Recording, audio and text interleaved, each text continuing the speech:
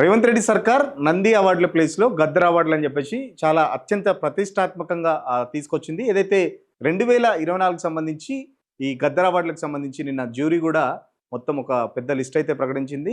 ఇందులో ఒక ఉత్తమ నటుడు కేటగిరీకి సంబంధించి మాత్రం చాలా వివాదం నెలకొంది. సోషల్ మీడియాలో కూడా చాలా పెద్ద ఎత్తున రేవంత్ రెడ్డి సర్కార్ను ప్రశ్నిస్తున్న పరిస్థితి. ఏంటంటే ఉత్తమ నటుడికి సంబంధించి పుష్ప 2కు సంబంధించి అల్లు అర్జున్కి ఇచ్చారు. ఇదే అంశంపై మాట్లాడడానికి మనతో పాటు ఫిల్మ్ క్రిటిక్ చిట్టిబాబు గారు ఉన్నారు. సార్, ఏంటి ఉత్తమ నటుడికి సంబంధించి అల్లు అర్జున్కి ఇచ్చారు? గతంలో చూస్తే ఇదే అల్లు అర్జున్కి సంబంధించి అప్పటి మినిస్టర్లు ఏదైతే సంధ్యా థియేటర్ ఇన్సిడెంట్లో సంబంధించి చాలా వరకు స్మగ్లర్ పాత్ర అది అని చెప్పేసి, మళ్ళీ ఇప్పుడు అదే నటుడికి ఉత్తమ నటుడు ఇవ్వడాన్ని ఎట్లా చూస్తున్నారు? అదే వాళ్ళ ఔచిత్యం. వాళ్ళ ఇప్పుడు ఆ ప్రభుత్వం గతంలో ఎన్ని మాటలు అనాలో అన్నీ అన్నారు. ఇవాళ అదే ఆ రోజుల్లో అప్పుడు మాలాంటి వాళ్ళు మాట్లాడవు, అది అర్ధరహితంగా మాట్లాడద్దు. ఉత్తమ చిత్రం ఇస్తే స్మగ్లర్ సినిమాకి ఇచ్చారా అని అడగాలి, ఉత్తమ కథ అని ఇస్తే. అక్కడ ఉత్తమ నటుడు అని ఇచ్చారు. నటనకి ప్రాముఖ్యం ఇచ్చి, నటన అంటే ఆ పాత్ర ఏ పాత్ర అంటే ఆ పాత్రలో లీనమై పాత్రలో పరకాయ ప్రవేశం చేసి ఆ పాత్రే త్రూఅవుట్ మొదటి ఫ్రేమ్ నుంచి ఆఖరి ఫ్రేమ్ దాకా ఆ పాత్రే కనపడి తప్పితే అల్లు అర్జున్ కనపడలా. So that means performance. ఆ పర్ఫార్మెన్స్కి ఇచ్చారు అని మా అలాంటి వాళ్ళు అన్నాం. పర్ఫార్మెన్స్ ఇచ్చే ఉన్నదాన్ని స్మగ్లర్ మాట్లాడద్దు, తప్పుడు అనాలోచితంగా అర్ధరహితంగా మాట్లాడారు. ఇప్పుడు అది వాళ్ళకి వాళ్ళ కళ్ళు తెరిచారో మనం చేసిన తప్పని అర్థమైందో, వాళ్ళకి వాళ్ళు చెప్పింది వాగిన బాగుండని తప్పుడు బాగుండని అర్థమైందో, దాన్ని కాంపన్సేట్ చేసుకుంటానికి ఇచ్చేటప్పుడు. అంటే ఇప్పుడు ప్రభుత్వం అంతకన్నా కూడా జ్యూరీని మెచ్చుకోవాలి. జ్యూరీ జయసుధ ఆధ్వర్యంలో జ్యూరీ చైర్మన్గా ఉండి జ్యూరీ మెచ్చుకోవాలి కరెక్ట్గా. ఉత్తమ నటుడు అంటే ఎవరికి ఇవ్వాలి? ఉత్తమ నటుడు అంటే పర్ఫార్మెన్స్ని బట్టి ఉత్తమ నటుడు. కమలాసన్కి వచ్చినా, శారదకి వచ్చినా, ఉత్తమ నటుడు నేషనల్ లెవెల్లో వచ్చినా కూడా ఎందుకు వచ్చింది? పర్ఫార్మెన్స్. ఆ పర్ఫార్మెన్స్ని బట్టి ఇవ్వాలి అనేది కరెక్ట్గా ఇచ్చే కమిటీ బాగా. ఎందుకంటే దాంట్లో పొట్టేళ్ళకి ఇవ్వటం కానీ, లక్కీ భాస్కర్ ఇవ్వటం కానీ, లక్కీ భాస్కర్ మ్యాటర్ సమాజానికి వాటికి సంబంధించి వివాదం చెల్లలేదు. బట్ గతంలో మాట్లాడిన సీతక్క మంత్రి ఎవరు ఉన్నారు, జై భీమ్ సినిమాకి ఇవ్వలేదు. బట్ ఇప్పుడు సీతక్క మా సమాధానం చెప్పాలి కదా. మరి మీ ప్రభుత్వమే ఆ రోజు అలా మాట్లాడారు, వాళ్ళు ఎందుకు మాట్లాడారు? సీతక్క మాట్లాడారు. ఈ రాజకీయ నాయకులు ఎప్పటికప్పుడు ఆ సందర్భంలో ఇదొకటి వాగడం తప్పితే ఆలోచించి దానికి ఒక పద్ధతిలో మాట్లాడటం అనేది అలవాటు లేదు. ఈ రాజకీయ నాయకులు అంతే, వాళ్ళ అవసరాన్ని బట్టి సందర్భాన్ని బట్టి మాట్లాడుతూ ఉంటారు తప్పితే వాళ్ళకి ఒక విజ్ఞత, ఒక విచక్షణ, ఒక విశ్లేషణ ఉండదు అనేది తేడతెరం అవుతారు. ప్లస్ అసలు ఈ అవార్డుల విషయంలో ఎట్లా ఉన్నాయి, ఎవరికి ఇచ్చారు ఏంటి అని మంచి చెడు ఆలోచన. అసలు గద్దర్ పేరు మీద అవార్డు ఇవ్వటం అనేది ఈ ప్రభుత్వం యొక్క అనాలోచితమైన చర్య. ఎందుకు అంటే గద్దర్ గారి మీద అందరికి గౌరవం ఉంటుంది, కానీ గద్దర్ గారి సిద్ధాంతం వేరు, గద్దర్ గారి అది వేరు. ఆయన మావోయిస్టు సమర్థింపు మనిషి.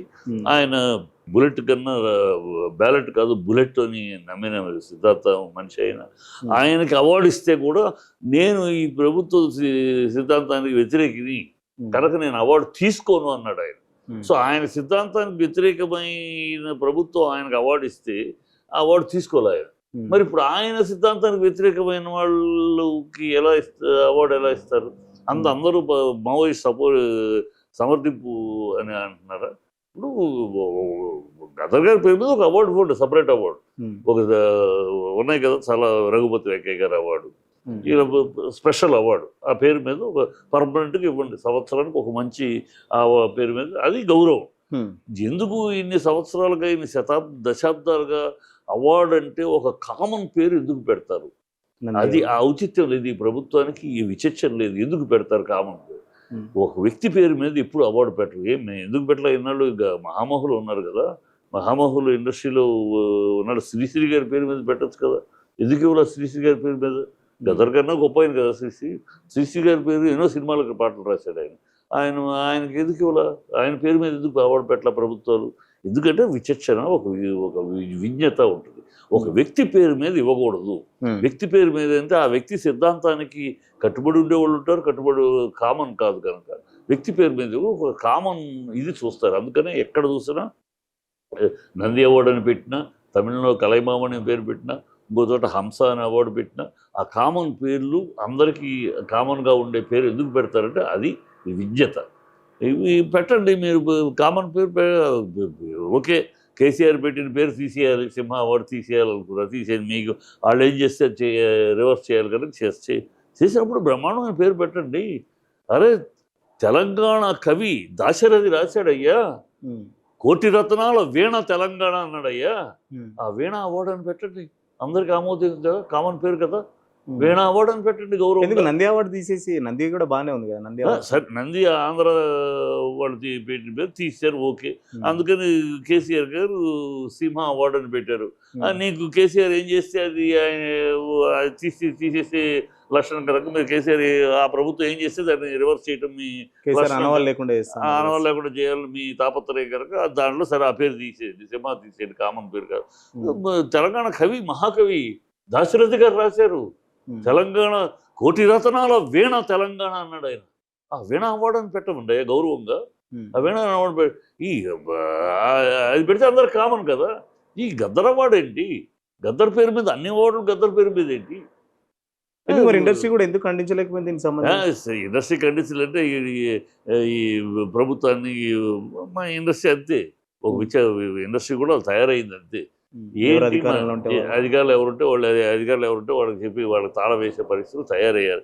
అసలు మన ఇండస్ట్రీకి పర్మనెంట్గా ఉండేది గౌరవమైన ఇది ఉండాలి. రేపంటే మావోయిస్టు సమౌట్ చేసే సినిమాలకు రేపు రాబోయే కాలంలో అదే అవుద్ది. ఎవరు ఈ నక్సలిజము, మావోయిస్టులు, ఈ కమ్యూనిజము వీటి మీద సినిమాలు తీస్తారో వాళ్ళకి ఇస్తారు అవార్డు.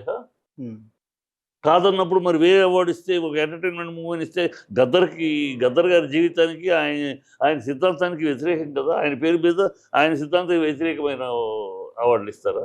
ఎట్లా అసలు ఏమైనా పొంతన ఉంటుందా? ఆయన పేరు మీద మహానుభావుడు, గొప్పవాడు, ఆయన గొప్ప మనిషి. రేవంత్ రెడ్డి గద్దర్ పేరుని ఎందుకు తీసుకున్నట్టు అనుకోవచ్చు? కేవలం రాజకీయం కోసం గద్దర్ పేరు అంతే. అడిగి గద్దర్ గారి పేరు పెద్ద అభిమానము, ఇవన్నీ ఒట్టిపాట్లు. అంటే కేసీఆర్ గద్దర్ని 2.5 గంటలు వెయిట్ చేయించారు అంతే. కనుక ఆయన వెయిట్ చేయించాడు, నేను ఆయన్ని పైన పెడతాను ఇంతే తప్పితే అంతకు మించి విస్తృతంగా మనం దేనికి ఏం పేరు పెడుతున్నాం? సినిమా అవార్డులు, ఈ సినిమా అవార్డులకి సినిమాకి కామన్ పేరు పెడితే అందరూ సినిమాలో రకరకాల సిద్ధాంతాలు ఉన్నారు, రకరకాల పద్ధతులు ఉండేవాళ్ళు ఉన్నారు, రకరకాల మతాలు ఉన్నాయి, రకరకాల కులాలు ఉన్నాయి, రకరకాల సిద్ధాంతాలు ఉన్నాయి, రకరకాల పార్టీ వాళ్ళు ఉన్నారు. సో అందుకనే ఎప్పుడు ఏ ఇండస్ట్రీ అయినా, భారతదేశంలోనే ఏ ఇండస్ట్రీ కూడా ఇలా ఒక వ్యక్తి పేరు పెట్టరు. వ్యక్తి మీద పెట్టాలంటే దాదాసాహెబ్ ఆయన పేరు మీద ఒక అవార్డు, నేషనల్ అవార్డు పర్మనెంట్గా. అలాగే రఘుపతి వెంకయ్య గారి అవార్డు, ఆయన పేరు మీద ఒక స్పెషల్ అవార్డు ఎవ్రీ ఇయర్. ఆ స్పెషల్ అలా గద్దర్ గారి పేరు మీద బ్రహ్మాండమైన ఒక అవార్డు ఎవ్రీ ఇయర్, ఒక అవార్డు ఆయన పేరు మీద ఒక స్పెషల్ అవార్డు ఇవ్వడు. అన్ని అవార్డులు ఆయన పేరు పెట్టండి, ఔచిత్యం లేదు, ఒక విజ్ఞత లేదు, ఒక విశ్లేషణ లేదు, ఏమీ లేదు. ఏదో బ్లైండ్గా ఆయన గదర్ మీద ఆయన ఇది చూపించలేదు కనుక కేసీఆర్ నేను ఆయన ఇక్కడ పెడతా అన్నట్టు. ఇంకొకటి, ఇక్కడ ఈ సంధ్యా థియేటర్ ఇన్సిడెంట్ తర్వాత ఇప్పటికీ శ్రీతేజ బాబు ఇక్కడ హాస్పిటల్లోనే ఉన్నాడు. సంధ్యా థియేటర్ ఇన్సిడెంట్లో కూడా రేవంత్ రెడ్డి అసెంబ్లీ సాక్షిగా అల్లు అర్జున్ని మొత్తం ఆ రోజు జరిగిన ఎపిసోడ్ అంతా చాలా క్లియర్ కట్గా చెప్పారు. మళ్ళీ ఇప్పుడు అదే అల్లు అర్జున్కి ఉత్తమ నటుడు అవార్డు ఇవ్వడం ఎట్లా వస్తున్నారు? ఇవ్వడం అవార్డు అల్లు అర్జున్కి ఉత్తమ నటుడు ఇవ్వడం నేను పూర్తిగా సమర్థిస్తున్నాను.